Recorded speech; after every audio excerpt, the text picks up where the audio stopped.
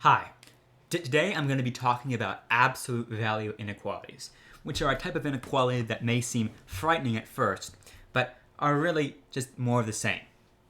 Right? So imagine we're given a problem like this and we're asked to solve it.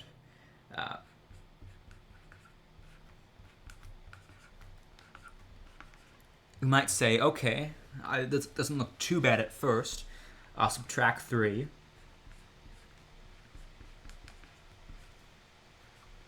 Then I'll divide by 4.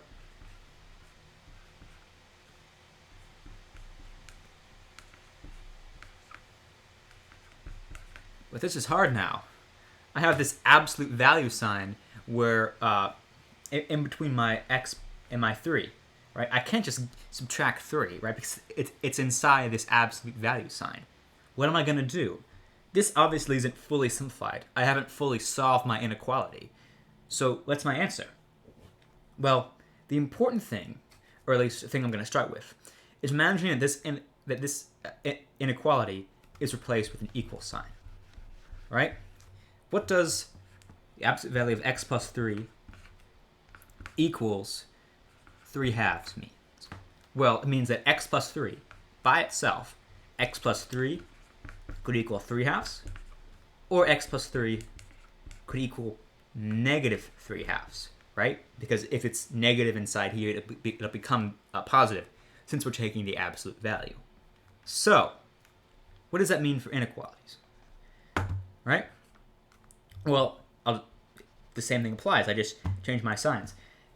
X plus 3 could be greater than 3 halves, or it could be less than negative 3 halves. Why did we change the inequality sign here? Well, because we're dealing with a negative. And as you know, anytime we're dealing with a negative, we flip the inequality sign, right? So another way to rewrite this is to say negative 3 halves is greater than, x plus 3 is greater than negative 3 halves, but less than 3 halves, right? So it's in between that interval, right?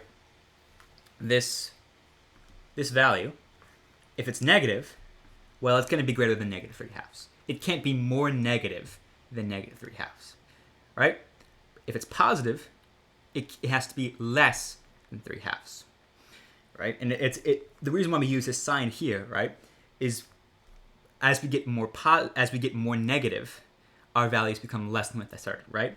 So while negative 100 is more negative than negative 5, we'll still say negative 5 is greater than negative 100, which is why we have that greater than sign right here, right?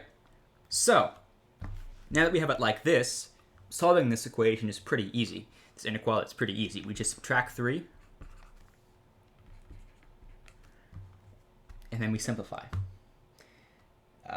And we will get negative halves is less than x, which is greater than negative 3 halves. And that is our answer. As you can see, absolute value inequalities are not something to be scared of. They're just nice, simple, and easy stuff. And it all comes down to taking an inequality and breaking it into 2 parts, right? A negative part and a positive part. A positive part where you keep your sign, and a negative part where you flip your sign. That's it. I hope this helped, and I hope you have a great day.